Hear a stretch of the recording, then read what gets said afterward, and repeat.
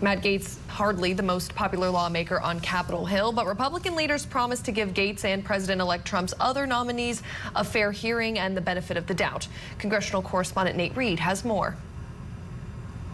The decision by President-elect Trump to nominate Congressman Matt Gaetz as Attorney General of the United States met with both surprise and some disappointment from both Democrats and some Republicans on Capitol Hill. Well, it was a surprise to me. It's an interesting pick. The one thing about Matt that concerned me a little bit is I didn't like the way he handled the squabble with Speaker McCarthy. I think it was. I thought it was unnecessary. I thought it was divisive. Senate Republicans don't need to put the country on the precipice of disaster by turning the Department of Justice over to somebody who's currently under ethics investigation and has signaled that he just wants the DOJ to be an arm of the White House. Though the news is just hours old, it's already apparent that Congressman Gaetz could have some difficulty being confirmed by the U.S. Senate, even though it will be under Republican control come January. The person in charge of trying to shepherd through President-elect Trump's nominations will be Senator John Thune, the new Republican majority leader come January.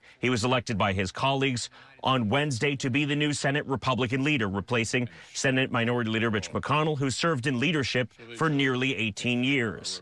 This will be the first time since 2002 that McConnell will not be a member of Senate Republican leadership. Senator Thune telling reporters he believes it's his job to shepherd through President Trump's picks. What we're going to do is make sure that we are processing his nominees in a way that gets them into those positions so they can implement his agenda.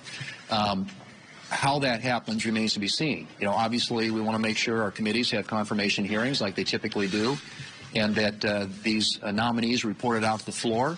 But I've said this, and I mean it, that, you know, we expect a level of cooperation from the Democrats to work with us to get these folks installed. And obviously, we're going to look at explore all options to make sure that they get moved and that they get moved quickly. Not all of President Trump's picks for his cabinet roles have been met with surprise or disapproval on Capitol Hill. For example, Senator Marco Rubio, the Republican from Florida, has both Democratic and Republican apparent backers after he was officially tapped for the role of Secretary of State on Wednesday.